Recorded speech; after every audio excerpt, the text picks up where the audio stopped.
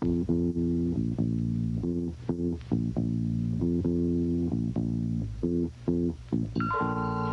following program is an ETV presentation of DISC Television.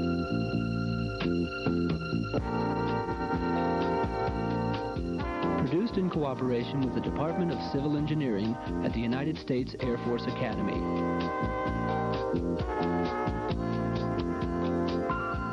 This is Engineering 402, Professional Engineering Development. In today's lesson, we'll discuss Statics and Dynamics, Part 1. And now, here's your instructor, Captain Mike Fitz. Hello, I'm Captain Mike Fitz, here to start you on your way in preparing for the engineering training or the Fundamentals of Engineering examination. Today we're going to start off by studying statics. Statics are primarily just equilibrium type of problems. Equilibrium being that special case of Newton's second law where the acceleration is zero, and we'll talk about that a little bit more in just a minute. To begin with, we need to talk about the concept of what is a force. A force is simply the effect of one body on another body which causes or tends to cause motion. Now, we talk about forces and explain those not so much for the intrinsic effect of what is a force or because you don't know what a force is, but because the type of force system that we're dealing with has a very large impact upon our approach to solving the problem. There are two different force systems that we'll deal with in our study of two-dimensional equilibrium. The first being a concurrent force system. Concurrent meaning all of the forces have a line of action passing through the same point. So if we have this concurrent force system where all the forces pass through a single point, that gives us two independent equations of equilibrium. Two independent equations means we can solve for a maximum then of two unknown quantities. Now, that's a concurrent force system. By comparison, we also have the non-concurrent force system, where non-concurrent simply means the antithesis of concurrent. All of the lines of action of our forces don't pass through any single point.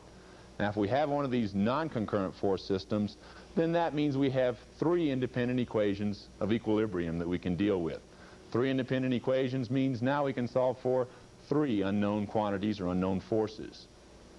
Those are the types of force systems that we need to deal with. Now, in conjunction with forces, we also need to understand what is a moment. A moment is simply the effect of a force which causes or tends to cause a rotation of a body. So we have a force effectively acting through some distance. Remember, we calculate the magnitude of a moment simply by multiplying the magnitude of the force times the perpendicular distance, or often referred to as the moment arm. So a force times a distance gives us then a moment. And you will also see on some of the engineering training type of problems a couple, where a couple is just a special subset of moments. A couple is simply two forces that are parallel, equal in magnitude, but they're not along the same line, and they're opposite in direction. So we get these two forces along different lines of action, parallel, and the magnitude then of that couple is just the magnitude of one force times the perpendicular distance between those two equal and opposite forces. So a couple, again, is just a special case of a moment. And the last concept that we need to discuss before we get into some problems here is a free body diagram. A free body diagram is just a simple sketch of a system where we've isolated that system from all its supports and restraints. In the process of isolating our system, we have to show all the forces and dimensions that are going to relate to the solution of the problem. Now, there's two rules that we need to remember when we're drawing free body diagrams. First off, we have to show a force on our free body diagram every time we take something away. So if I remove the Earth from my problem, I replace that something with a force, that force being the weight that the Earth is acting upon our body with. If I remove a support, I replace it with those kind of support forces that would be there. So I only put forces on there when I'm taking something away. That's another important concept. Every time I take something away, I replace it with a force, but I only put those forces on there if I have taken something away. Keep those in mind as you're drawing your free body diagram so you don't get extraneous forces laying around on your system. Now, a couple of things we need to talk about here. First off, in terms of friction, you'll see several friction type problems on the engineering training examination. The concept of friction is relatively simple, especially when we're talking about the two-dimensional equilibrium case. Static friction, the simplest case being where we have a block resting on some kind of a surface. The block has some weight acting down and is counteracted by a normal force, the force of the surface pushing up on our block. And then we have some unbalanced force P on here. And that force P is then resisted by the force of friction acting to oppose motion. Remember that friction always opposes motion. That's the easiest way to remember what direction your force of friction is acting in. Now we can draw a plot of our force of friction as a function of the magnitude of our unbalanced force there, P, that's tending to push our block. Now we like to think of a force of friction as a kind of a lazy force. The slope of this line is actually 1-to-1. The force of friction is no larger than it has to be in order to oppose that unbalanced force that's pushing on our system up to some maximum value, this little spike here. That little spike we term mu sub s, which we call the coefficient of static friction, times the normal force. So we get some coefficient of friction there times the magnitude of the normal force, and that's the maximum value that our force of friction can attain. Now, once we have reached that point, and that is the point of often called impending slip, where we're just on the verge of motion. Once we start moving, though, you notice this thing takes a little drop. This horizontal portion of the line here represents motion. So we have passed impending motion, we're now moving. And there we have a value of the force of friction equal to the kinetic coefficient of friction, mu sub k, times the normal force. So we have two different mu's, two different coefficients of friction. Mu sub s, the static coefficient of friction, which is the max value we can achieve at impending motion, and mu sub k, which is when we are moving, in fact. Now, one thing to keep in mind, too, you'll see some problems on the EIT where they'll ask you what is the coefficient of friction as a function of the angle. If we looked at this block resting on an incline, the angle theta that incline makes with the horizontal at impending slip is defined as the angle of internal friction. So we get then the tangent of that angle of internal friction, or tangent of theta, is equal to mu. So that might help you to solve some of these problems a little bit quicker, and time is not really heavy on your hands on this engineering training exam, so any little tricks you can pick up to smooth your way, certainly you ought to take advantage of them. Now, we said that we're going to be talking today primarily about equilibrium, where equilibrium is just that special case of Newton's second law where we have said the acceleration of our body is equal to 0. So if we look at a two-dimensional equilibrium problem, which is all we're going to be talking about today, we know Newton's second law says the sum of the forces is equal to mass times acceleration, and that's a vector equation. Well, if the acceleration is 0, which means essentially that we either have a 0 velocity or a constant velocity, a 0 acceleration, then the right-hand side of Newton's second law becomes 0, and we can break that vector equation down then into the sum of the forces in the x direction is equal to 0, and in some perpendicular direction, we'll call y, then the sum of the forces in that y direction is also equal to 0.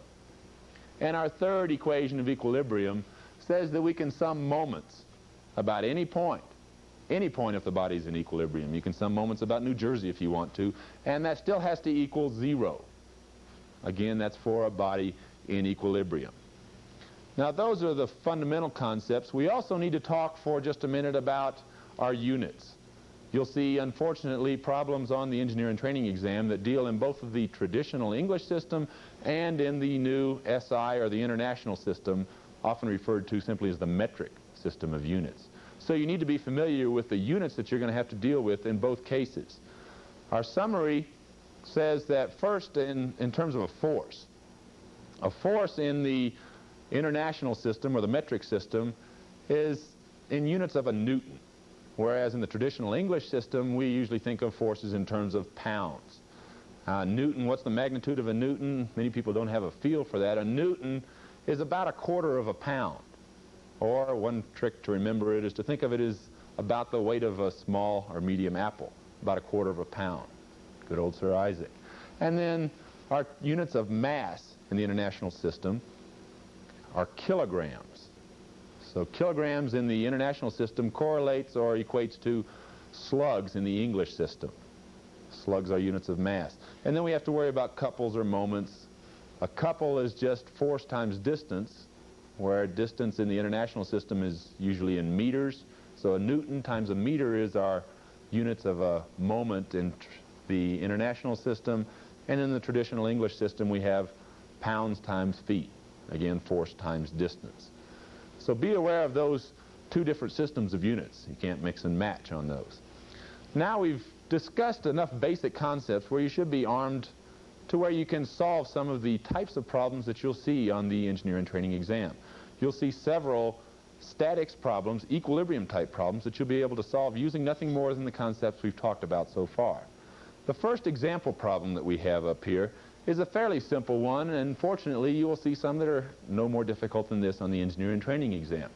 Given a cantilever beam, fixed support at the left end, and we have a distributed load, actually a trapezoidal load system acting on this beam, we would like to know what the internal forces are acting at section 1-1. So in order to find the internal forces on this member, we know we're going to have to cut the member in two. Cut it in half, and then use our tool of a free body diagram to solve for those internal forces. So we're going to cut this thing, for simplicity's sake, around the right-hand end. Isolate that free end of this thing, and we said our rules for drawing free body diagrams are if we're going to throw away something, we have to replace it with the appropriate forces. So if I start drawing the free body diagram of my isolated end of this thing, I threw away the left end of this member. When I throw away the left end, that means then that I have to replace the left end with three internal forces. I have an internal shear force, which I'm calling V1 here, an internal axial force, which I'm calling P1, and then an internal resisting moment I'm calling M1. So those are the three internal forces. I need to ask myself along about this point in time, what kind of a force system have I got here? Is it concurrent or non-concurrent? If it's a non-concurrent force system, which is what we have here, we said we get three equations of equilibrium. I can solve for three unknowns. Fortunately, that's all I have here. I'm all set to go ahead and apply my equations of equilibrium and solve this problem. I've established a coordinate system, my standard XY axis system, and now I just start throwing my equations of equilibrium at this thing. I start out by summing forces in the Y direction, or the vertical sense here. Moving from left to right across this free body diagram that I've shown here, the first vertical force I come to is my unknown internal shear force, V1. Now I have a minus here, 2 times 5. The 2 is the magnitude of the distributed load here for the little rectangle. I actually have a trapezoidal load distribution here, but I'm going to break that down into a rectangle and a triangle here because I know how to easily handle those two shapes. I can find the areas under them, which is giving me the resultant. And I can also find then the location of the resultant, which is going to become important in my moment equation.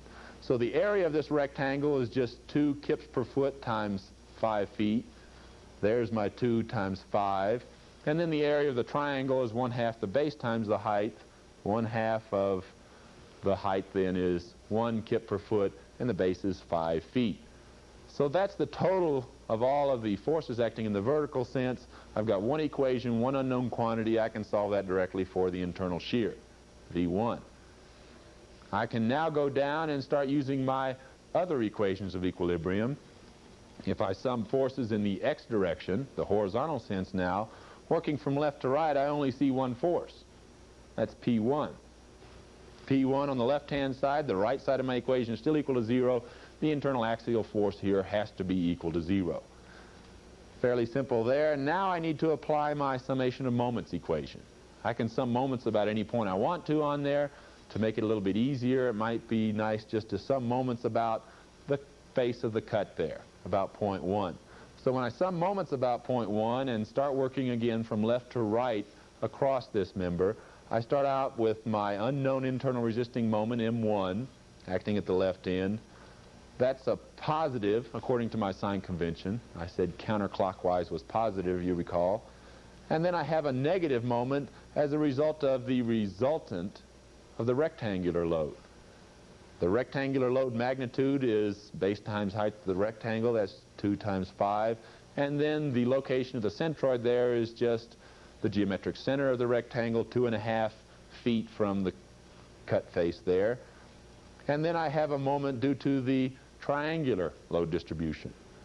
The area of the triangle is 1/2 the base times the height, and then the moment arm is simply the distance to the location of the centroid there, and the centroid of a triangle we know is 1/3 of the distance from the big end of the triangle.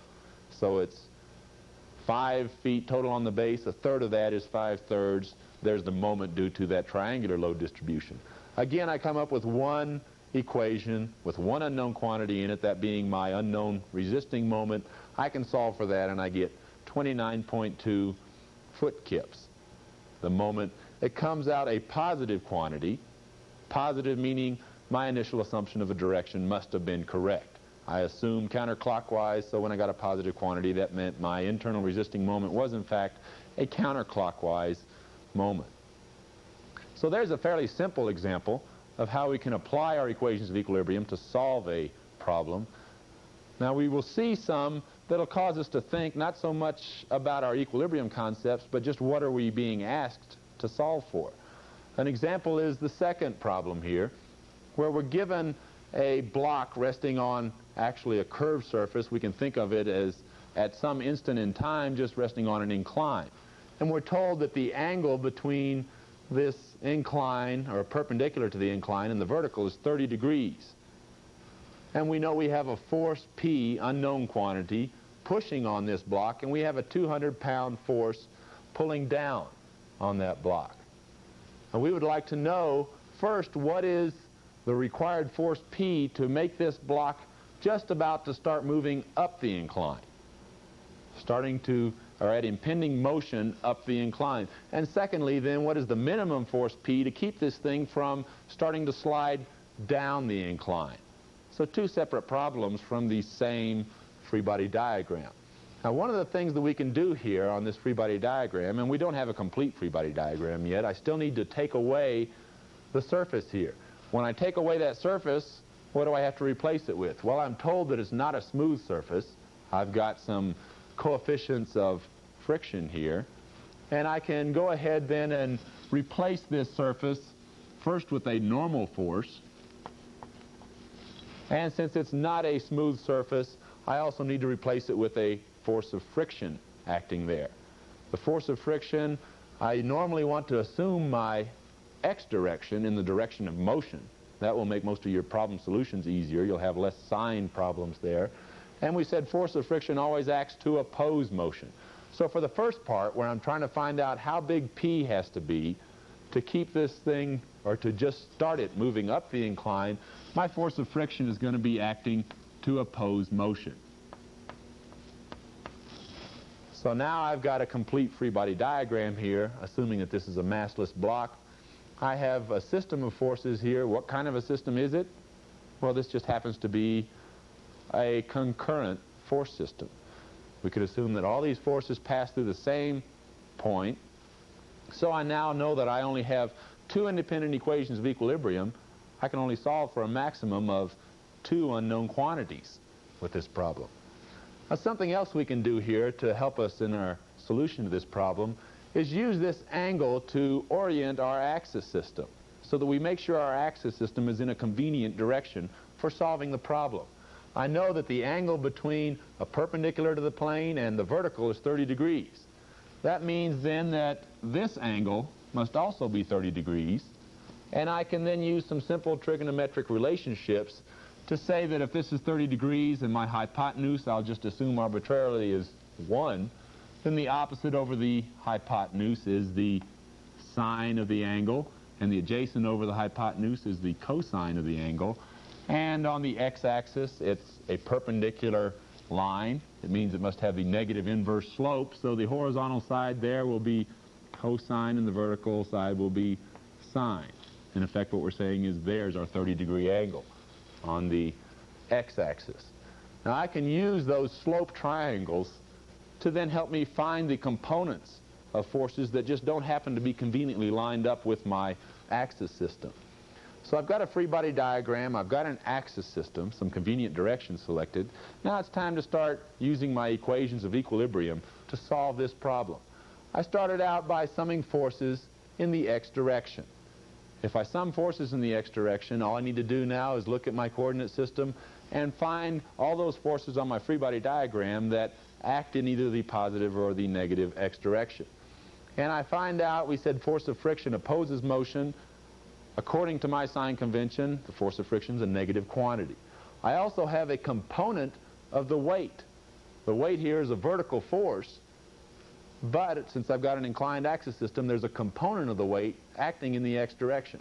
What component is that? Well, I can go back now to my sign convention or my slope triangles to help me find that component. I'm looking for the x component of a vertical force here. So I start out by looking at my x-axis and look at the vertical side of my slope triangle there. X component of a vertical force then is the magnitude of that force, 200 pounds, times the sine of 30 degrees. So that's the x component then of the 200-pound force. It's actually acting then in the negative x direction. Then I have this force P that's a horizontal force. Again, I'm looking for the x component, but now of a horizontal force. So I look at my x-axis, my x-slope triangle. It's a horizontal force, so the horizontal side of my slope triangle tells me then that it's a cosine. So the magnitude of the force times the cosine of that angle, which we were told is 30 degrees, gives us the component of that force P in the x direction. Now P, in this case, the component in the x direction is acting in the positive sense. So that's a plus term in my equation. That's all the forces that have a x component. The normal force there, you notice, is totally in the y direction. There's no component in the x direction at all. So that then must be equal to 0.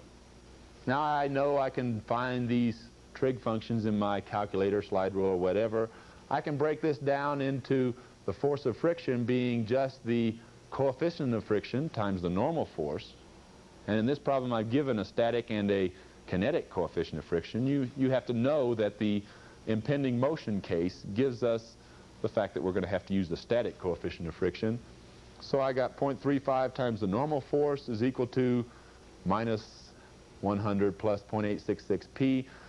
Breaking that down into its simplest terms, I've got one equation with two unknown quantities in it, two unknown terms. So I can't really solve anything there. But I still got one more equation, one more independent equation of equilibrium that I can work with. I can go now to the summation of forces in the y direction and set that equal to 0. If I go through that exercise, I noticed in the y direction, I said that normal force is entirely in the y direction, in the positive y direction according to my sign convention. And then I have a component of that 200-pound force that's acting straight down. What component is it again? Well, we could go back up to our axis system, and we know we've got a vertical force. We want the y component of a vertical force. The vertical side of my slope triangle there tells me then that that y component is the force times the cosine of 30 degrees. The y component of that horizontal force, which is the p force, is the horizontal side of the slope triangle on the y-axis, which tells me then that it's the sine of 30 degrees times the total magnitude of the force P. So I can simplify that equation a little bit, and that gives me another expression in terms of the normal force and that force unknown quantity P. Now I've got two equations here in terms of the same two unknowns. I've got N and P as my two unknown quantities. In both equations, I've set N on the left side of each one. The left side of the equations are equal, so the right-hand sides of the two equations must be equal. I set those two equal to each other and solve the system of simultaneous equations to find that P is equal to 233 pounds. That's the force that's required to just start that block moving up the incline. Now the second part of this problem asks the question, what is the minimum force P that will keep this block from moving down the incline or from sliding down the surface? Well, again, I can go back to my free body diagram, but what I have to do here is change the direction of that force of friction. We said force of friction always opposes motion. So if I'm going to have this block just ready to move down the incline, I have to change that force arrow direction to oppose the motion or act in the positive x direction. So when I go to applying my equations of equilibrium, start out by summing forces in the x direction, the only thing that's changed in this equation is the sign of my force of friction. It changed from a negative to a positive. So I can simplify that expression and get another equation in terms of N and P, but I switched my signs around a little bit here. When I go to sum forces in the y direction on that free body diagram, what's changed in the y direction? Well, actually nothing. I didn't fiddle around with the normal force. The force of friction is in the x direction, or the direction of motion. So that doesn't even enter into my equation where I'm summing forces in the y direction. So this is the same equation we had before. Now I take these two equations in terms of the unknowns, the N and P, the normal force and the force P that we actually want, solve that system of simultaneous equations and find out that the sign of the force of friction made a pretty significant difference. To keep this thing from just moving down the incline, I need to apply a 38-pound force to this block. So there's a fairly standard type of friction problem where it forces you to both understand the coefficient of friction concept and also how to resolve forces into its components to apply your equilibrium equations. Now, a third problem that uses our concepts of equilibrium and statics is your third problem on your handout, where we have a 60-foot high smokestack made out of steel with half-inch thick walls, and it varies from a 4-foot diameter at the top of the smokestack to a 6-foot diameter at the base of the smokestack. And we're told that we have a 40-pound per square foot wind pressure acting on the side of this thing when the wind blows. And we're also given that the unit weight of the steel here is 490 pounds per cubic foot.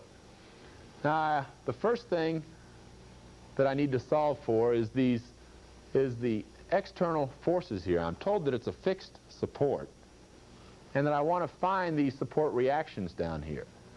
So to get us started, I'm just going to start looking in the y direction if I use my standard axis system here, where x is horizontal, y is vertical, and I'll call a positive moment then a counterclockwise rotation.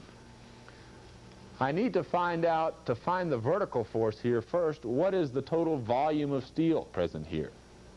Because then I can take the volume, multiply it times the unit weight, and I know then that the only forces acting vertically here in the y direction are the weight and that force P. So how do I find the volume of this thing?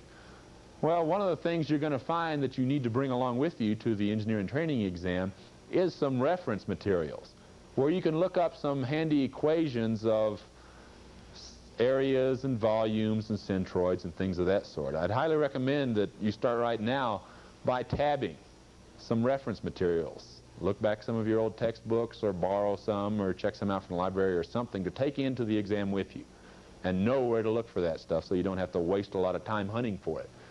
Actually, what we have here in terms of a volume is the frustum of a right circular cone.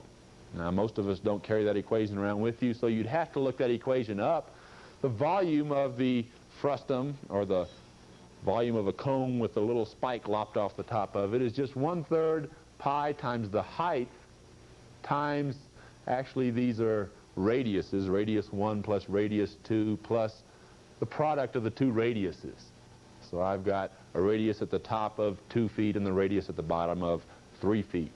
So when I plug those quantities in there, actually I take the entire volume enclosed by this smokestack, which is 1/3 pi times the height, we're given as 60 feet, times the bottom radius squared plus the top radius squared plus the bottom times the top radius.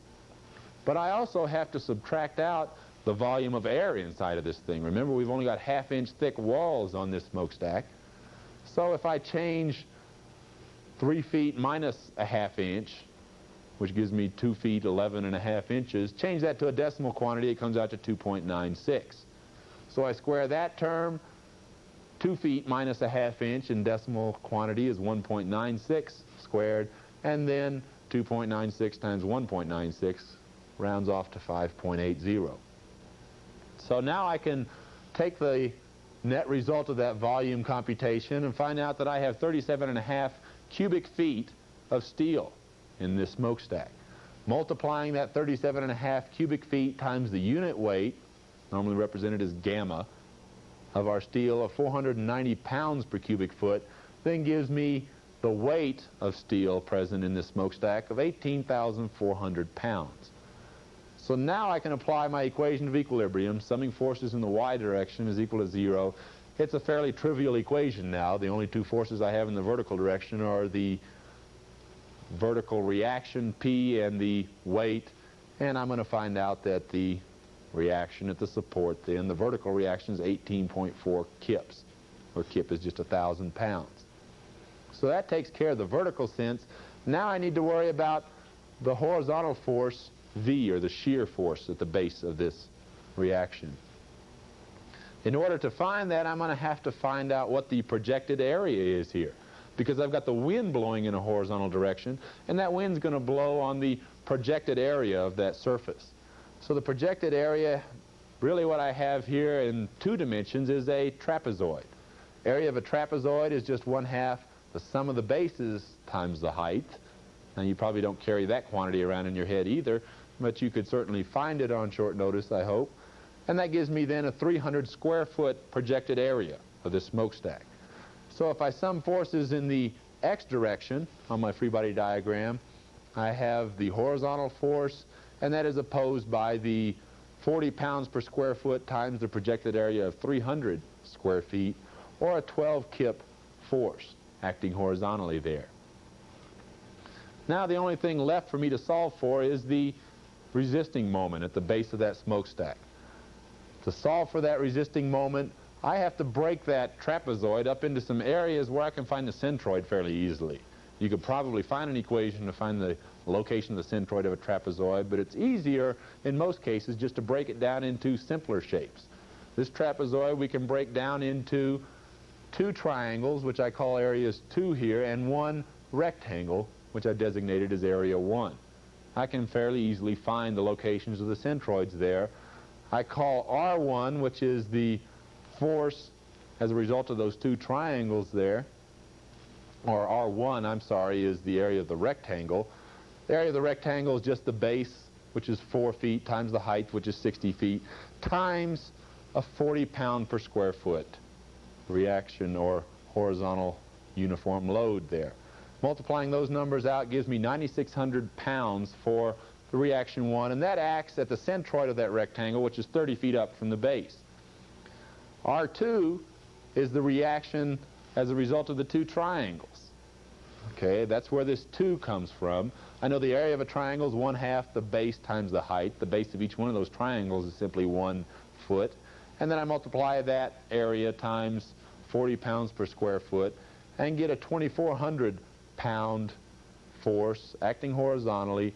And I know the centroid of a triangle is 1/3 of the distance up, or 20 feet up, from the base of this smokestack. Now I know the magnitudes, I know the locations. I can simply sum my moments about some convenient point, which in this case I would just select the base of the smokestack and set that equal to 0.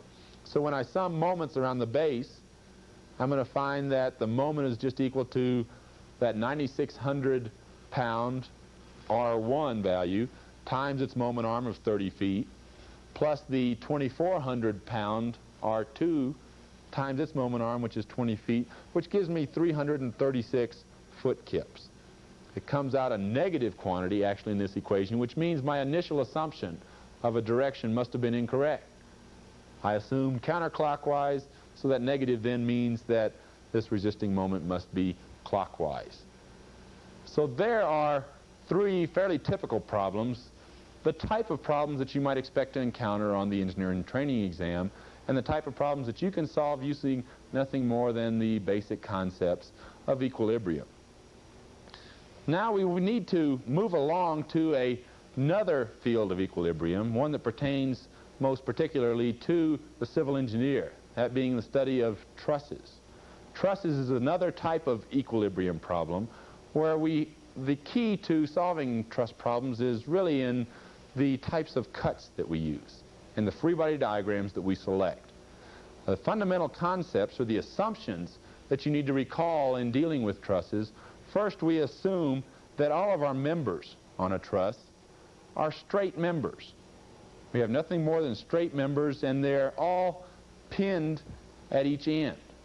So at each end of our straight member we have pinned connections, and that then results in nothing more than an axial force in each of our truss members. So there's nothing more than a tensile or compressive force present in each of the members of a truss.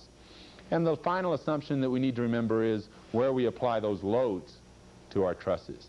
Loads are only applied at the joints of our straight members, right at those hinges or those connections. So we don't have any loads applied in the midspan of one of our straight members that's going to create any bending moment there. So we design our trusses so the loads are only applied at the joints. Now, we said that the key to solving some kind of a truss problem is in our selection of cuts, the types of cuts that we use, and how we apply our equations of equilibrium to them. There are two kinds of cuts that you need to be aware of.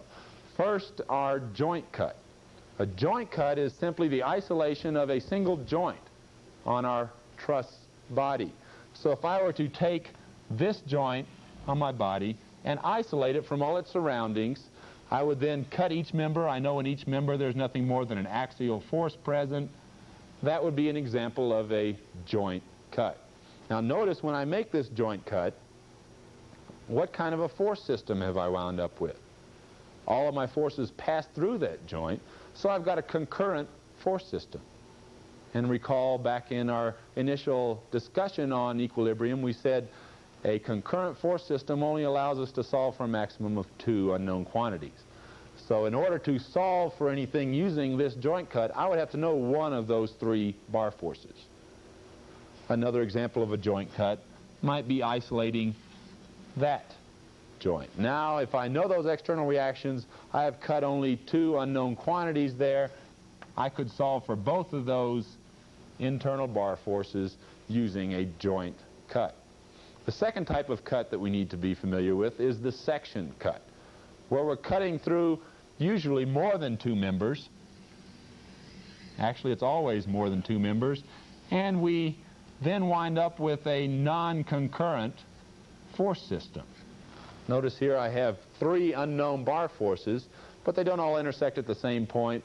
Therefore, I have 3 equations of equilibrium. I can solve for 3 unknown quantities. So the analysis tool that we primarily use is the section cut, because we can solve for 3 unknown quantities, and I can get at an internal bar very easily using a section cut. The last thing that you might want to be familiar with is what we call here at the Academy the cover-up method. And I'll talk about that just a little bit more. It's just a technique for helping you to solve for the internal bar forces in a most efficient manner. What equation is going to get you there the fastest? So let's look at an example truss problem here. We're given this truss 4 bays across, each one's 10 feet, so it's 40 feet long and 10 feet high. I have a roller support at the right end, which gives me 1 external reaction there, and a roller support at the left end here, or a pin support, I'm sorry, which gives me RAX and RAY. Now, I am told that I want to find the internal bar forces in members BF and GH here, so I put little hash marks on those members, and also on member HE and DE. So those are the 4 members that I'm really interested in on this truss. I need to now decide what kind of a cut I'm going to use to solve for those internal bar forces. Now over here on the right-hand side, I know I want DE and HE. I can go ahead and make a joint cut around the right end here, and if I know that external reaction there, I've only cut 2 unknowns from my concurrent force system. I can solve for both of those unknown quantities. Over here on GH, I don't see any real convenient way to get at GH other than using a section cut here around this same right end. And then over here on BF, It looks like I'm cutting through 3 unknown quantities, but we'll talk a little bit more about that one in just a minute as well. Now, one key to solving for trusses is sooner or later we're most often going to have to find some of the external reactions. Let's only find those external reactions if we in fact need them. Now, I notice here on the cuts that I've drawn that I'm going to need to solve for those internal bar forces, I have never included these reactions at the left end in any of my cuts. So they're never going to enter into the calculations, no point in even solving for them. I'll just solve for the reactions at the right end of this member, and that will then equip me to solve for all the internal bar forces that I need. So to find the external reactions, I take a free body diagram of the entire truss, and I sum moments around the left end, basically the point of intersection of those 2 unknown quantities that I'm not interested in. That then gives me one equation in terms of that external reaction, REY, that I'm going to need, the reaction at E in the Y direction, and I find then that REY is a 12.5 kip force, comes out positive quantity, which means it's acting up according to my standard sign convention. So now I have all the external reactions that I need. It's time to start taking those individual cuts and analyzing each one using my equations of equilibrium. Let's start out with our first cut that we made, that joint cut around joint E. Now I've cut here really 2 members that I'm interested in, HE and DE.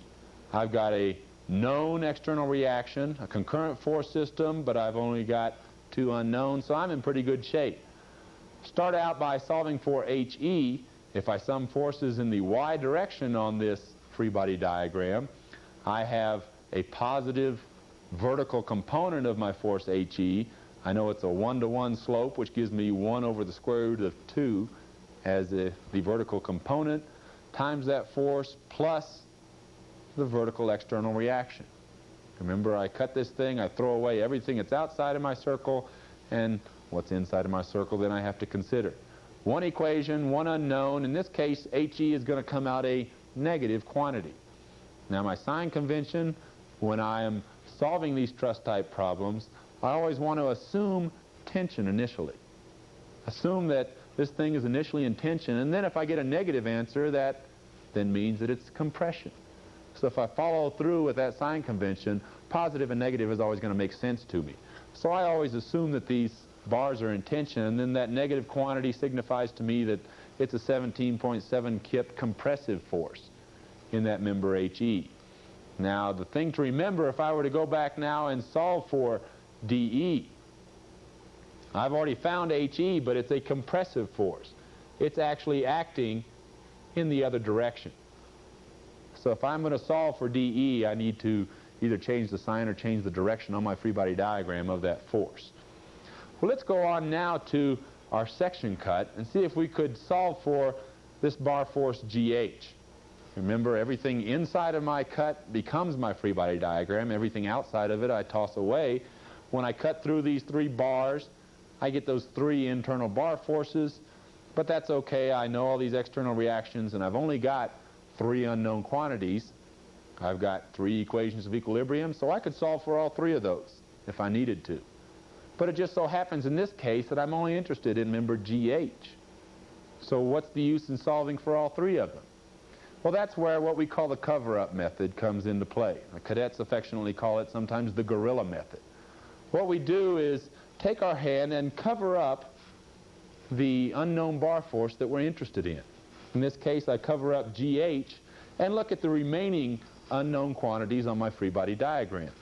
In this case, I've got 2 forces that intersect out here at point C. Now, if these 2 bar forces intersect at point C, then I could sum moments about that point, and neither one of those unknown quantities that are garbage as far as I'm concerned is even going to enter into the equation. So I go ahead and do that, sum moments about point C, set that equal to 0, and I come out with one equation in terms of the one unknown quantity that I'm interested in. So that gives me then GH. Again, it comes out a negative quantity, which means that it's a 20 kip bar force in compression. Now, that's all fine and dandy if those 2 forces intersect. But really, there are only 2 things those 2 lines can do. They're either parallel to each other or they intersect at some point. Well, we said if they intersect, we want to sum moments about the point of intersection. What if I was looking for CH on the inside of this thing, and these two remaining unknown quantities are parallel? Well, notice they're parallel in the horizontal sense, so if I were to then sum forces in the vertical direction, neither one of these two garbage unknowns would be in my equation, and I'd again solve for the one unknown quantity with one equation. So the cover-up or gorilla method just gives you the fastest way, the single equation that's going to give you the one unknown quantity that you're interested in at that point in time. Now the last quantity that we wanted to look at was that bar force FB. FB is kind of a unique problem and one that you should probably be familiar with. Notice I drew a free body diagram here of that joint cut that I made at joint B, and I get three unknown quantities, three unknown bar forces, but these two, BC and AB, are in the same direction. And you should probably be familiar with the case where if you have a single member framing into one straight side, I can just sum forces in the y direction on this free body diagram. The left-hand side of the equation is FB. That's the only force in the vertical direction. The right-hand side is 0, so FB is a zero-force member, used primarily just for stiffening of our long compression elements. So anytime you see a single bar framed into a straight side, that is a zero-force member, unless, of course, I have some vertical force acting down here as I do at joint D on this free body diagram. So that then explains to some extent our truss type of problems, another type of problem that you'll probably see some of on the engineering training exam, another type of problem that you can solve using nothing more than our equations of equilibrium and our basic static concepts. Now, a third type of problem that we want to talk about today is our multi-body equilibrium type of problem. Multi-body, the type of problem where at first glance it looks like you have a problem you can't solve using our equilibrium equations. We know in equilibrium we have to have the case where the number of equations is equal to the number of unknown quantities present. So when we get number of equations and number of unknowns matched up, that's a good case. We can solve for all those unknown quantities. But in our multi-body equilibrium type problems, we have a special condition that we can often take advantage of. If we take apart a body or several bodies at an internal pin or a hinge, we know at that internal pin or hinge that the internal moment there is equal to 0. So we can take advantage of this special condition to solve for what apparently is an unsolvable problem. And we do that first by drawing a composite free body diagram, or a free body diagram of the entire system. From that composite free body diagram, we figure out how many unknown external reactions we have. And then, taking a look at the internal hinges, we know that we can disassemble it at an internal hinge and draw a free body diagram of just a part of the structure.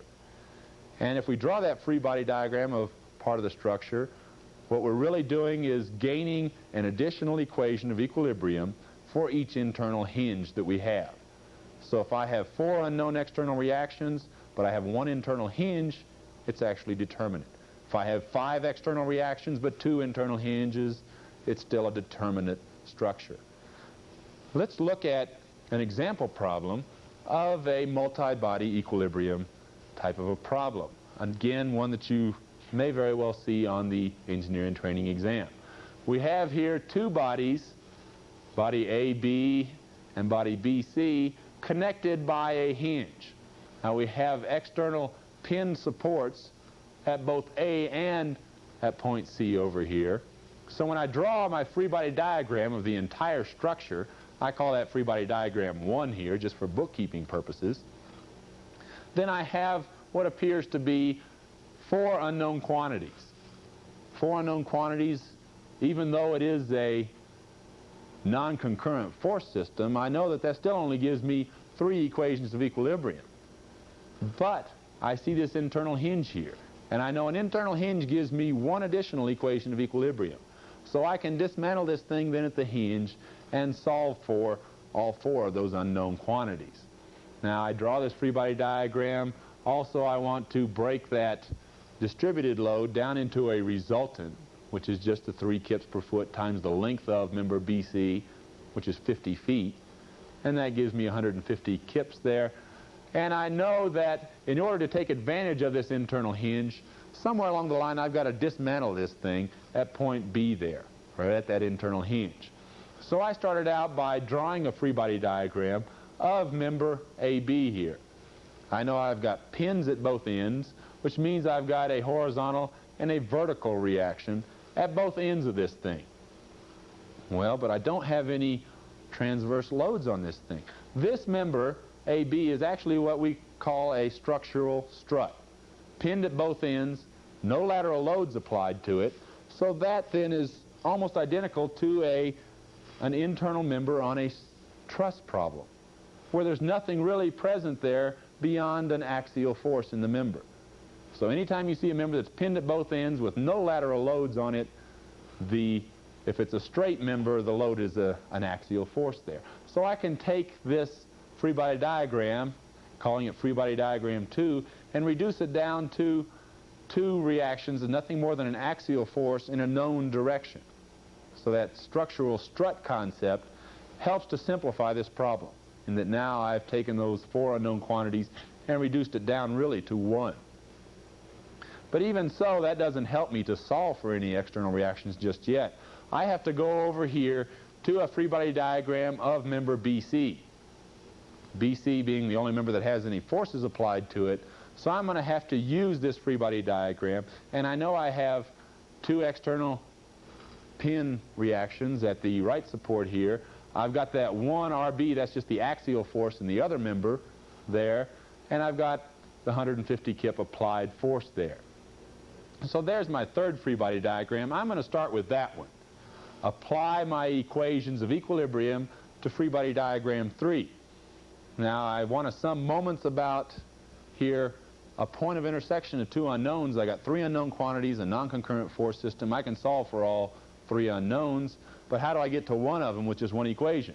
Well, some moments about the point of intersection of 2 of them, which is point C on this body, and when I sum that moment, I get the 150 kip applied load times its moment arm, which is at the center of the beam, 25 feet, minus the 2 components of that R sub B.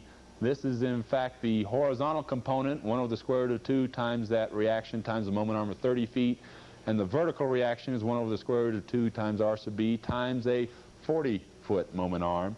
Set that equal to 0. Now I've got one equation in terms of R sub B, and that comes out to 75.8 kips in a known direction. Well, if I know that quantity, I can go back down then to free body diagram 2 and say that I've got an R sub B of 75.8 kips, so this R sub A up here must also be 75.8 kips. And if I know that magnitude, I know the direction of it, it's simply a question of breaking that force down into its horizontal, or X, and vertical, Y, components. So I just take 1 over the square root of 2 times the magnitude of each of those forces, and I find out that the X component of the reaction there is 53.6 kips acting to the left, and the Y component is 53.6 kips acting up. Okay, so I found the external support reactions at the left end. I did that by taking this thing apart. Now that I know 2 of those quantities, I could go back to free body diagram 1, which is a free body diagram of the entire structure. And if I know the 2 reactions at the left end, what I really have left is a non-concurrent force system with only 2 unknown quantities remaining on it. So I go back to that free body diagram 1 then, and the simplest way to solve for those remaining 2 external reactions is just to sum forces in the X direction and set that equal to 0. I have the X component of the reaction at A, the X component of the reaction at C, and in the negative X direction, a component of that applied 150 kip force. So when I solve that out, again, one equation, one unknown, tells me that the reaction at C in the X direction is 36.4 kips. And I can go back and apply my equation of summing forces in the Y direction. Again, I've got one equation with one unknown quantity in it. the vertical reaction at A, the vertical reaction at C, and minus the vertical component of that 150 kip applied force. So that tells me then, solving that single equation for the vertical reaction at C, I find that it's 66.4 kips in the vertical sense. So really all we're doing is taking this entire free body diagram, finding out that we've got too many unknowns for the number of equations, but taking advantage of the fact that at an internal hinge we've got a moment that's equal to 0. So each internal hinge in effect gives us one additional equation of equilibrium. That then concludes our discussion for today, and we'll see you next time when we start talking a little bit more about statics and dynamics.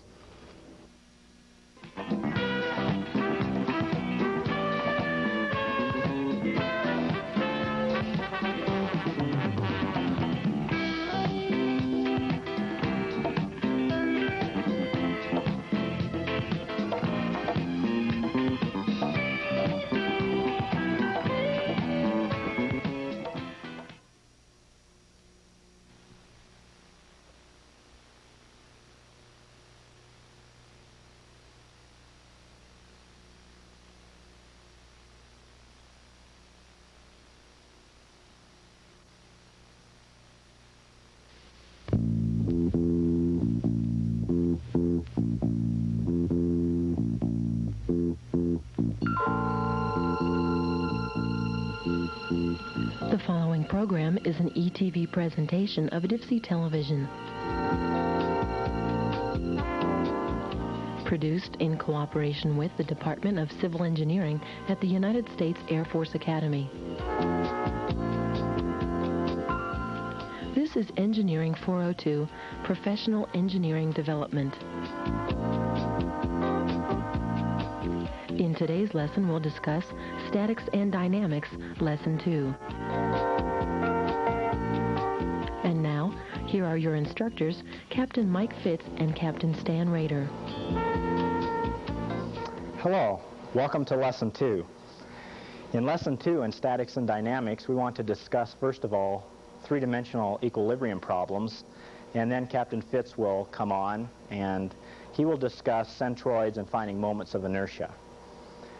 When we're talking about three-dimensional equilibrium problems, the basics don't change. The principles, the fundamentals are the same as Captain Fitz talked with you during the last lesson about. However, we're adding a third dimension.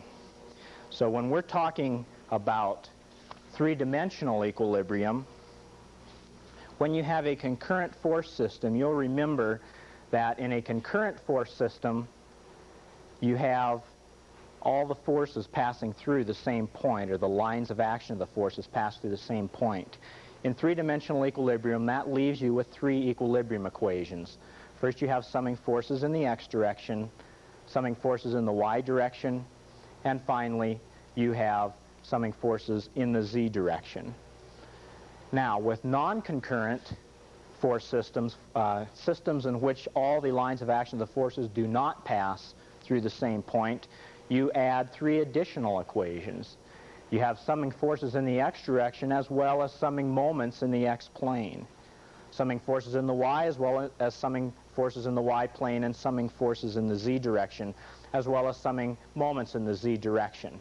So you can see that we've gone from 2 axes to 3 axes.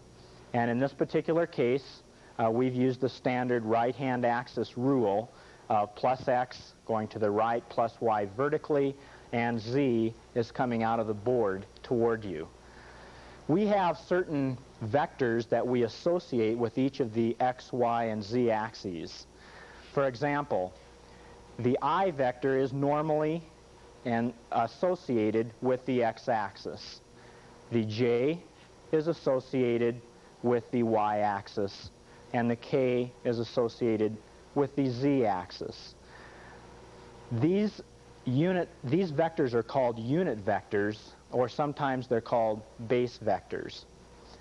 There are several ways to represent a vector, and I will show you 2 of them, and hopefully you can move from one to the other with very little difficulty. If we go back over to this three-dimensional axis system, you can see that I have added in a vector force F, some arbitrary vector. Now, one way that I can represent this vector is in terms of each of the components.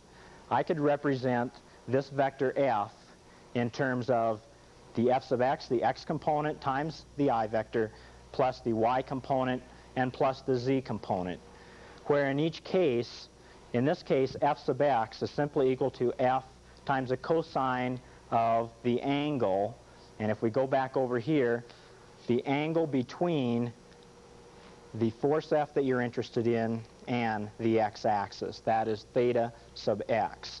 So what you are finding when you find, for example, f sub x, is you're finding the projection of this force F onto this axis x. And in the same manner, when you find f sub y, you're finding the projection of the force F onto the axis y. And you take the cosine of this angle, theta sub y, times the magnitude f, and that will give you the y component. And similarly, we can do the same thing with the z component. So this is one way of representing a vector in three dimensions in this particular component form. Now, if I was given, or were given a vector in this particular form and I wanted to find the magnitude of this vector, I would simply come down and use the Pythagorean theorem. The Pythagorean theorem now not in 2 dimensions, but in 3 dimensions.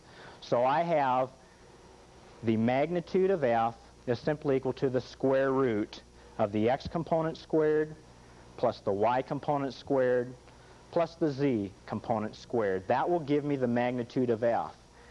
But you'll remember, with a vector, we need more than just magnitude. We also need the direction. So in order to find the direction of this particular vector, I can come over and use lambda sub f, and this is the unit vector in the direction of f. We can find the unit vector in the direction of f, lambda sub f, simply by taking each of the components and dividing them by the magnitude, which we solved for again using the Pythagorean theorem in 3 directions. So what I have now is a magnitude of f, and I have a direction of f given by this unit vector in the direction of f. I can completely describe the vector now in terms of its magnitude times its unit vector, which gives me direction. So we have one form of expressing the equation in this manner, or, as I said before, up above, we can see that we can also express a vector in terms of components. And you should be able to move freely between those 2 ways of expressing a vector using these equations that I've shown to you. Now, when we solve 3-dimensional equilibrium problems, we have a certain solution procedure that applies not only to 3-dimensional equilibrium problems, but also to most problems that you will do in statics. Of course, the first thing that you want to do in your problem solution procedure is simply to draw a good, simple free body diagram. Once you've drawn your free body diagram, the next step would be to determine the unit vector in the direction of each force. Having determined that unit vector, which is lambda, you'll remember, we now describe each unknown in terms of its unit vector. So that is just simply taking the component, the magnitude, times the unit vector. And finally, we solve simultaneously and apply the equilibrium equations. Most of the time you will probably have to use Cramer's rule. That is probably the simplest way of applying the equilibrium equations and solving simultaneously. Well, before we can go to a solution procedure, we need to be familiar with some fundamentals of vector algebra operations. In vector algebra operations, there are certain things that you need to know how to do quite well. One of them is addition and subtraction of vectors. The second one is the resolution of vectors into components. The third one is know how to take the scalar or the dot product. Fourthly, know how to do projection of vectors. And fifthly, know how to take vector or cross products. Now I have some examples here to go through a quick review of how to do these vector algebra operations. Let's say, for example, that I have two arbitrary vectors. Vector A happens to be 3i plus 2j minus 4k. Vector B happens to be minus 2i plus j plus 5k. First of all, let's take a look at vector addition or subtraction, either one. Very simple procedure. All that is needed to take A plus B is simply go to each of these vectors and take 3 plus a minus 2 gives me 1i. Going to my j, I have 2 plus 1 gives me 3j. And going to my k direction, I have a minus 4 plus a 5 gives me 1k. Very simple vector addition. Now, as far as resolving vectors into components, we've already discussed that. That is where you use the cosine of the angle between the force and the particular axis that you're interested in. If we want to go to a scalar or a dot product, we represent that by A dotted with B. Now it's simply a matter, again, of linking up the components going in the same direction. So I go back up here to vector A, and to find the component in the x direction, I take 3 times a minus 2. That's what you see here. And going back up to find my y component, it's 2 times 1 to give me 2. And going back up again to solve for my j component, or excuse me, my z component, I have minus 4 times a plus 5, or a minus 20. When I add these all up, you'll note that I come out with a scalar. That's why it's called a scalar product of minus 24. Also, you need to be familiar with how to project one vector onto another. If I want to find the projection of vector A onto B, I simply take the dot product of A dotted with B divided by the magnitude of the vector B. We have already solved for the dot product in the third example here, and it came out to be a minus 24, and so all that remains to be done is to divide by the magnitude of B, again, which is the Pythagorean theorem in 3 dimensions. When I go through with this, I end up with a value for the projection of A onto B of minus 24 over the square root of 30. Finally, you need to be able to determine the cross product of two vectors. The cross product is, of course, a vector product. The definition of the cross product, you'll have to go and use a matrix. The cross product of A cross with B, you have columns corresponding to each of the axes, the x, y, and z, or the I, j, k. And of course, filling in here, we have A cross with B, and if we were to go back up to A, we would see that I have coefficients on each one of these, 3, plus 2, and minus 4. And for B, we have minus 2, plus 1, and plus 5. So going back down, we can see that these coefficients show up in the matrix. There are different ways of evaluating this, but one way of doing it is simply, in order to solve for the I component, take the I column out. And you'll note that that leaves 2, minus 4, 1, and 5, which you'll see right here. When you want to solve for the j component, you take the j column out, and that leaves me 3, minus 4, minus 2, and 5, which show up here. And similarly for the k. Now, evaluating this, you'll remember that the way to evaluate one of these, for example, how did I come up with the 14? I took 2 times 5, which is 10, minus the opposite diagonal, 1 times 4. So, 1 times a minus 4 is minus 4, and I took 10 minus a minus 4 to give me a plus 14. Similarly, over here to get 7, I simply took this diagonal, 3 times 5, which is 15, and subtracted minus 2 times minus 4, which is a positive 8. 15 minus 8 gives me a minus 7, and similarly. So going through, we can come up with the cross product for A dotted with B.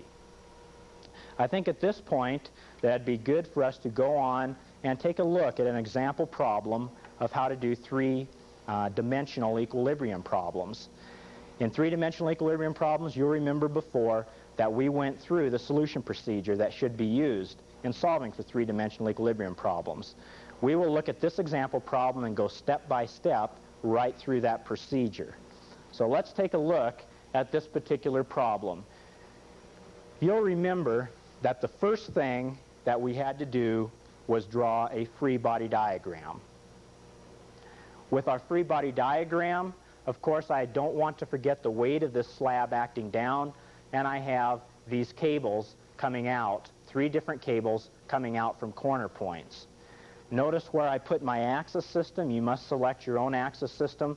By selecting this axis system back and to the left with the right-hand rule, that means that all my components are going to end up being positive, except for, of course, that weight acting down. So that'll help me when it gets to crunching numbers. I have shown each of these tension forces, and these are the 3 unknowns that I want to solve for. So having drawn a complete free body diagram, the next step would be to determine the unit vector in each direction of each force. Well, remember, as we discussed before, to determine the unit vector, first of all, I'm going to need the vector in component forms. How did I get vector a sub b equal to 10i plus 20j plus 5k? Well, let's go back up to the diagram, and I will show you. To get the 10i, I had this vector here, ae, and note that I went in plus 10, the distance over here to the half, in the x direction.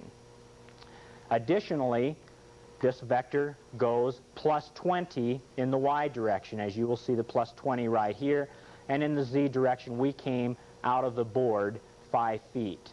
So thus, this gives me the components on each one of my, for my vector. Once I have found the component form of the vector, I can go ahead and find the magnitude. And you remember the magnitude is simply Pythagorean theorem in 3 dimensions. So we have the magnitude equal to 22.9 for vector AE in this particular case. But not only do I need that magnitude, I also need the unit vector, lambda sub AE.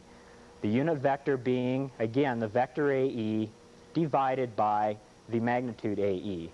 So I take each one of the components, 10, 20, and 5, and divide by the magnitude, which I just solved for, 22.9, and that will give me this unit vector.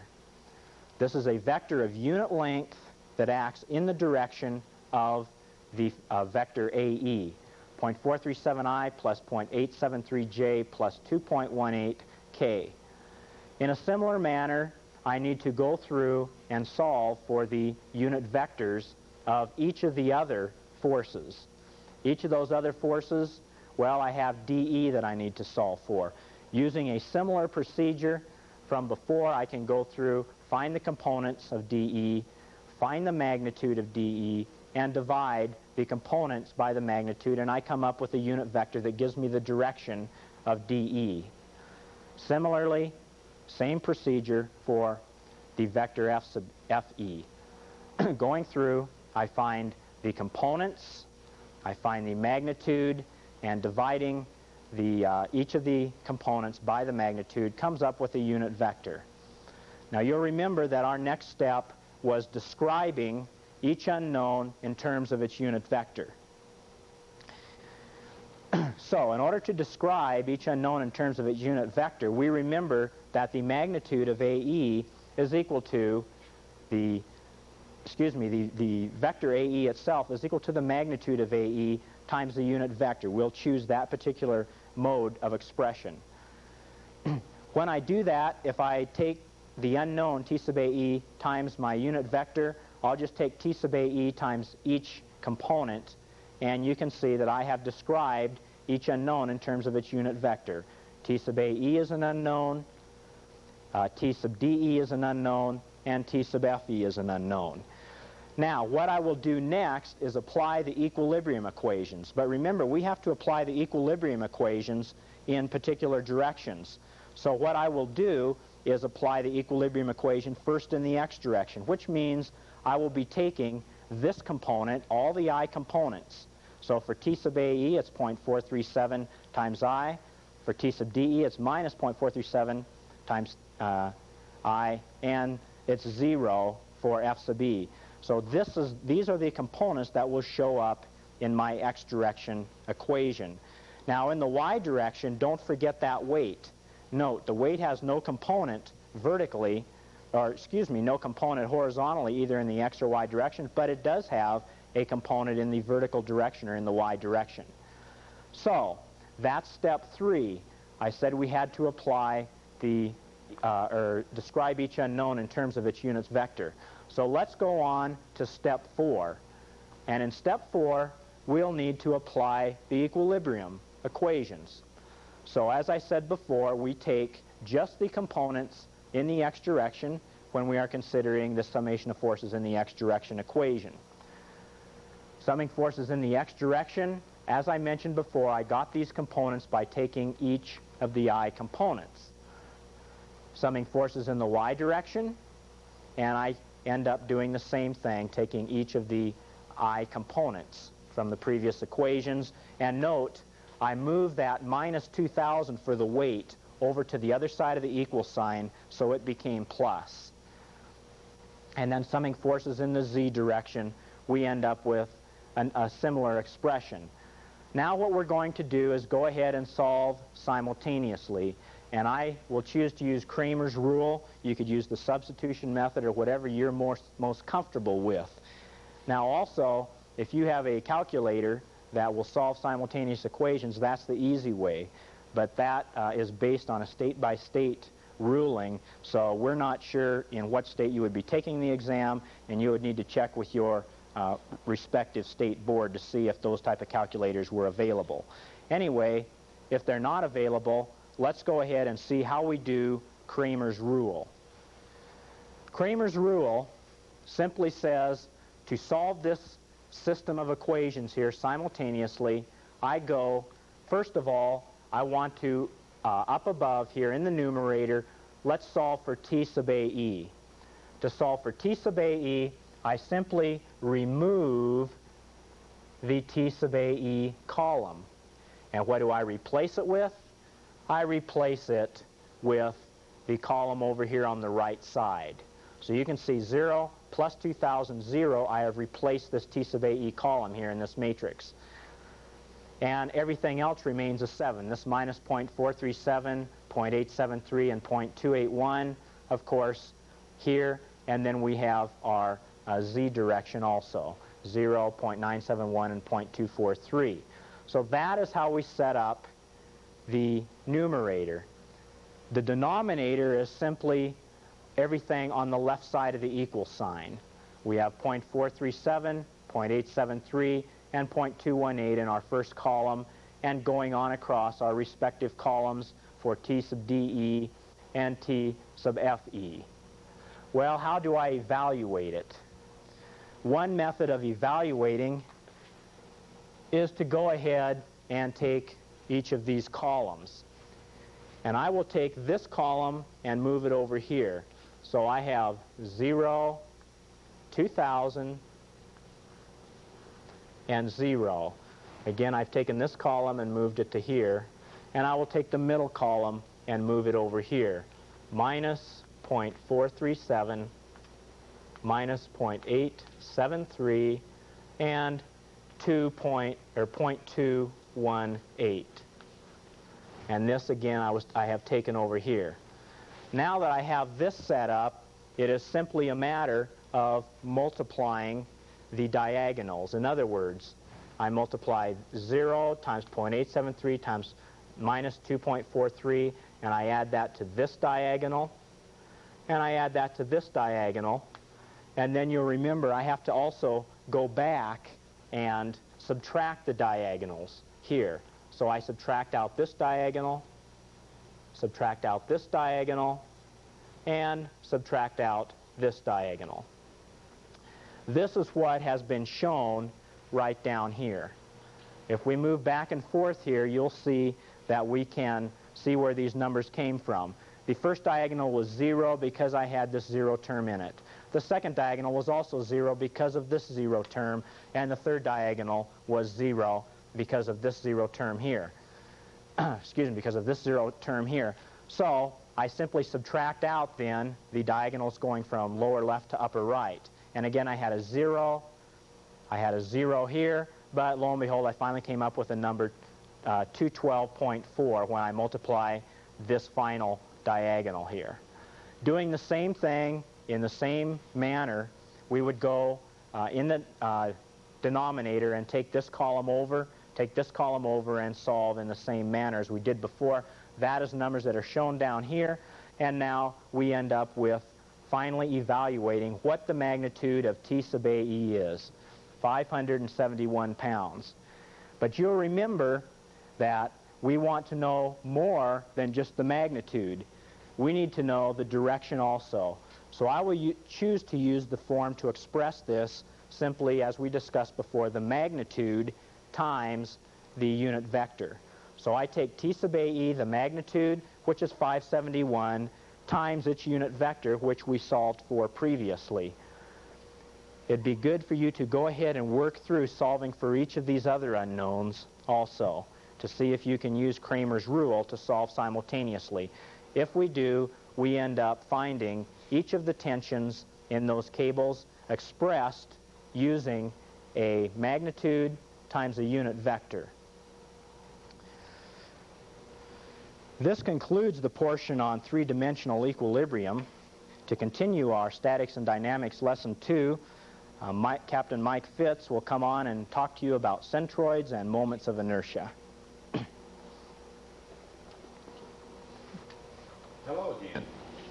I'm coming on today again, as Captain Rader told you, not only to talk about centroids and moments of inertia, but to form or to use that information as kind of a transition, because we've reached about the pinnacle that we can on equilibrium type problems. If you can handle this three-dimensional equilibrium problem, you can handle just about any equilibrium type problem that the EIT is going to throw at you. So let's move on now and start talking about some of the concepts that we'll find and that we'll need to have as background in order to work some dynamics problems, which we'll get into more of next lesson. First are centroids. Centroids is, as we know, just you can think of it as the balance point. If I can locate the centroid of a body, that is the point, if it's a homogeneous body, where I would need to put a little pin or something to balance the entire body. Now, knowing what a centroid is, how do we go about finding it? Well, our basic equation, or the formula that we use to help us find a centroid, says that the location or the x-coordinate of a centroid is simply equal to a summation of a set of areas times the location of the centroid of each of those areas. Then we divide that quantity by the total area of the body that we're working on. So a summation of areas times centroid x values divided by the summation of areas, and the y equation then is very similar. Simply the y, or the overall y ordinate of the centroid, is equal to the sum of the areas that we've broken our body up into times each one's individual little y value times the net area, or the total area of our system. Now we know that in our engineering type of problems, anytime we see an equation that has all these summation signs in it, we're probably best off to go with some kind of a tabular solution approach to this thing.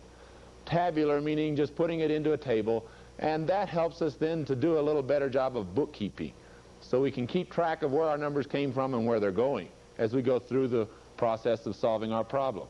And the little table that I have set up here is simply a format. If you can remember the equation for how you find the x and y values of your centroid, then you should be able to translate that into this little tabular format. And all we're doing is using this symbol here, and the symbol represents an A, B, C, or a 1, 2, 3, or whatever you're calling each little individual area. And the area of that individual area, say of area A, the x coordinate of the centroid there for that specific area, and then the product of the first two columns. The y coordinate of the centroid, and the product of the area column and the y column. And we'll work through an example problem here in just a minute, so if this all sounds rather confusing to you right now, maybe we'll clarify it a little bit when it comes time to work through an example problem. The second concept that you need to have right at your disposal is the concept of a moment of inertia. Moment of inertia particularly for dynamics type of problems. The basic formula, or the equation for finding a moment of inertia, is a mathematical expression. It's really an integral. For a moment of inertia about the x or horizontal axis, we would integrate the y squared, or the equation, if we can express the equation of the surface as a function of y, we would square that equation, integrate that over the area, and that gives us the I about the x-axis. Similarly, I about the y-axis is the integral of the function expressed as a function of x. Square that function and integrate over the area. Those are what's commonly termed the moment of inertia. What comes in as a more important concept in terms of dynamics is the mass moment of inertia. Mass moment of inertia really being thought of as the resistance to rotation. The mass moment of inertia is just the integral of the radius squared, integrated over the mass then. Now these are pretty hard concepts to grasp. For the most part, what you need to do is, again, pull out your reference materials and find out where you need to look to be finding a moment of inertia of a given type of shape, some of the simple shapes, rectangles, circles, triangles, those kinds of things, and mass moments of inertia as well. You should have a reference text where you can find these values tabulated for you, and then use these values in your EIT examination. One of the important concepts that you also need to be familiar with in finding moments of inertia is the parallel axis theorem. The parallel axis theorem allows us to translate a resistance to rotation from one axis to a separate axis, or a distant axis. The theorem states simply the moment of inertia about whatever our axis of rotation is equal to the total of all of the moments of inertia about each individual center of gravity, and sum that with the total of all the areas times the distances squared. Or in a mass moment of inertia, I about some axis of rotation is equal to the sum of the I sub g's plus the summation of mass times distance squared.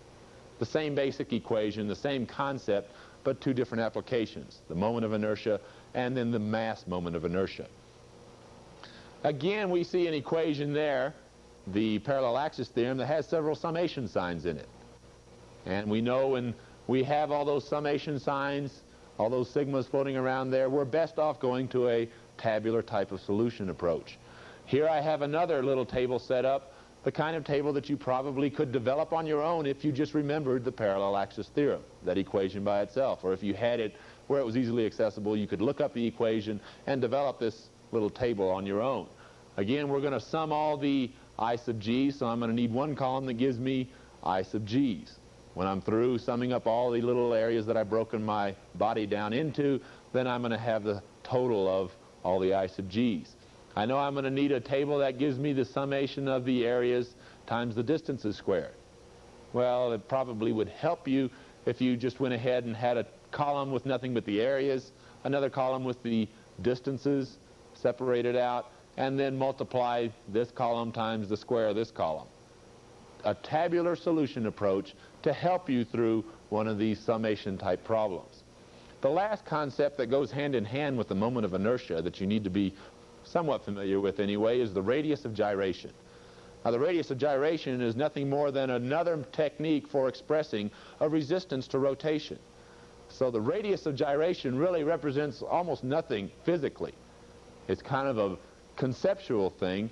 usually you find a radius of gyration if the body is so complex that you can't mathematically determine what the moment of inertia is.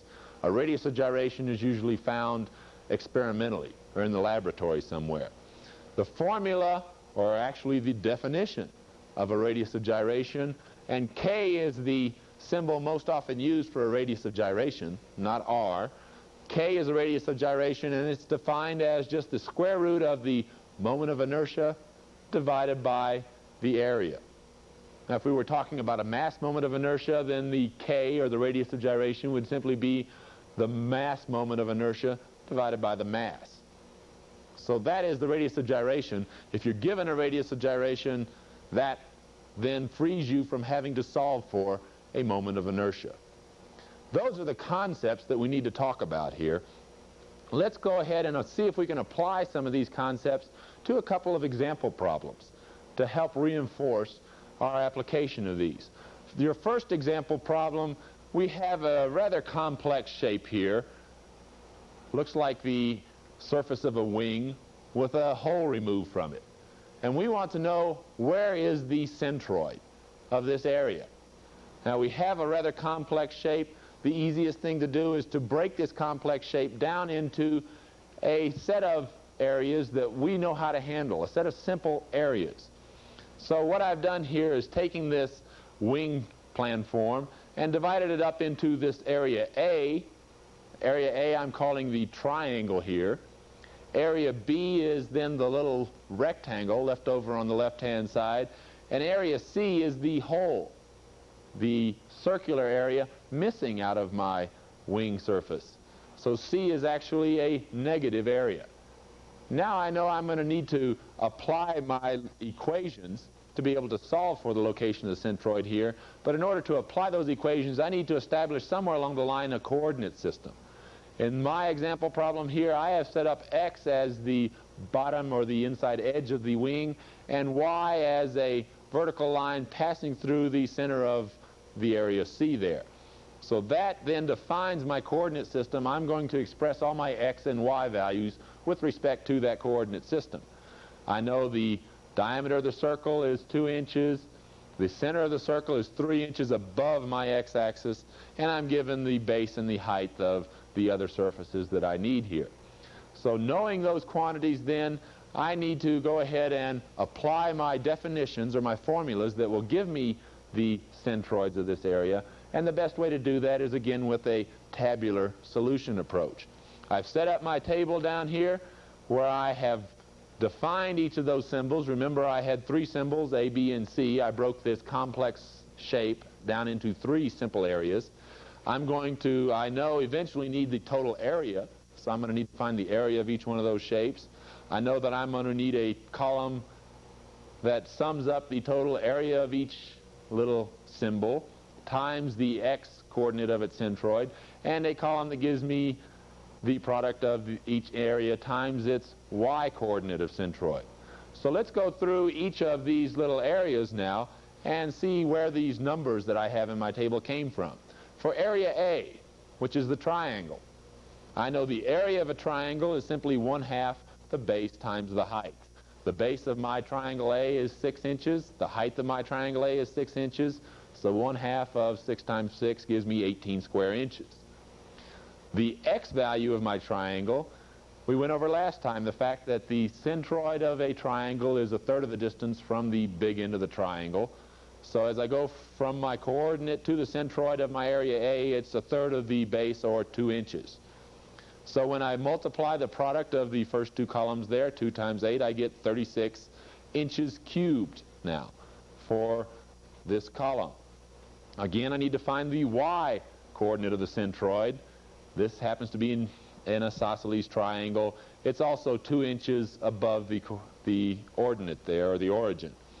When I multiply the y bar for area A times the area A, which you recall was 18 inches squared, I get another 36 cubic inches. For area B is the rectangle. The area of a rectangle is the base times the height. 2 times 6 gives us 12 square inches. But now the exaby, according to my coordinate system, the centroid of that area B is a -1 inch away. So that becomes a negative quantity. I also have to worry about signs in this. When I multiply that -1 times the area, I get a -12 for the area times the x value for area B. The y value now, though, is still positive.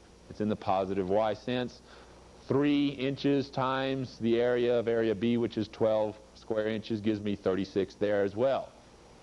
Now the third area, which is symbol C, I know the area of that hole is just pi times the radius squared. It's a 2-inch diameter, which makes it a 1-inch radius, which makes the area then just pi square inches. But remember, this is a hole. This is a negative area, so I've got to again worry about signs. I've got a negative area for area C. The x bar value, or the location of the centroid with respect to my axis system, it just so happens that in this case x bar is 0, meaning the centroid of that circle lies on the y-axis. So when I multiply 0 times a negative pi, I get 0. The y value is positive in this case, 3 inches up from my origin. And when I multiply 3 times pi, I get a negative pi, I should say, I get a negative 9.42 for the area times the y bar value for area C. Now I said again, I'm going to need the summation of 3 of these columns. I need the total area, so when I add 1812 and minus 3.14, I get a positive 26.86 inches squared. When I multiply the products times their x bar values, take the summation of that column, I've got a 36 minus 12, or 24 inches cubed. And for the areas times their y bar values, the total of that column gives me 62.58. Now I have the values for both the numerator and the denominator of my definition for the x and y values of the centroids. X bar, I said, is the summation of each individual x value times its area divided by the total area. I've got those values. The summation of x sub i's times areas is 24, pulling that straight off of my table, and pulling the total area off of my table. Dividing that number out, I find out that the x value of the centroid is 0.894 inches, a little less than an inch. And it's a positive value. That means it's to the right of my origin. The y bar value is the same concept. The summation of the y sub i's times the areas divided by the total areas. Pull those values straight off of the bottom line of my table, the summation line of my table, and I divide those figures out and find out that the y bar is 2.33, 2⅓ inches up from the origin. So I've defined the x and the y value of the centroid of this area. I can now figure out where the balance point is, the centroid. That then is a fairly good example. I'm reasonably certain that you're going to see at least 1 or 2 problems requiring you to find a centroid on the engineering training exam. You need to be familiar with that concept. Another concept that you're going to have to know, that you're going to need to solve more probably than 2 or 3 problems, is the moment of inertia. You're going to need it not only to find moment of inertia problems, but also for some of the dynamics problems that you're going to be required to work on the engineering training examination. Let's apply our equations, or our formulas, our definitions for moments of inertia, and see if we could find the moment of inertia, in this case about the x-x axis, for a fairly typical I-beam shape. Given this I shape, I want to find the moment of inertia, or the resistance to rotation is another way of thinking of it, about the x-x axis here. Again, I know I'm going to be using that tabular solution approach. I'm going to be applying the parallel axis theorem here, and I'm also going to be breaking this complex shape here down into some simpler shapes that I can handle much more easily. For my example problem here, I broke this I-beam down into 3 areas. Area A is simply the upper rectangle here. Area B then is the vertical portion of the I-beam, or the web as we would often think of it, and C is the bottom flange of my I-beam. So I have 3 areas. I know the dimensions. It's a total of 10 inches high and 8 inches across. I am now prepared to go ahead and set up my table using the parallel axis theorem to find the moment of inertia for this shape. The moment of inertia, I recall, I break this down into symbols, 3 different symbols. I need the area of each one because I know I'm going to eventually need to sum up all the areas times their individual distances squared. And I'm also going to need the summation or the total of all of the moments of inertia about each little area's own centroid. So let's go through this now in detail and see where the numbers in my table came from again. Area A, I said, is the upper flange for this I-beam. The area of that area A is simply the base times the height. 2 times 8 is 16 square inches. D sub I, in this case, is the distance from the axis of rotation to the centroid of the area that I'm working with. I'm working with area A. The area A starts 3 inches above the x-x axis, but the centroid is another inch above that. So it's 4 inches from the x-x axis to the centroid of area A. Now I need to take the area of area A, 16, times the square of the distance there that I found. So 16 times 4 squared, or 16 squared, then gives me 256 inches to the fourth, the units of a moment of inertia. I sub g for a rectangle, you recall, is simply 1/12 the base times the height cubed. So if I take the base of this rectangle, which is 8 inches across, multiply it times 2 inches, which is the height, cubed. So I've got 8 times 2 cubed divided by 12. If you reduce that fraction down a little bit, 8 times 2 cubed divided by 12 will reduce to 16/3. So that's the moment of inertia of area A about its own centroid. Let's now move on to area B. Area B is simply the vertical or the web of my I-beam here. The web of the I-beam has an area of base times height, 2 inches wide times 6 inches tall, or 12 square inches. What's the distance between the axis that I'm concerned about and the centroid of area B? Well, the centroid of area B falls on the x-x axis, so the area, or the distance there, then is a 0. If I multiply a 0 squared times 12, I'm still going to wind up with a 0 here. And then the I sub g, again, I know for a rectangle is simply bh cubed over 12. The base in this case is 2 inches.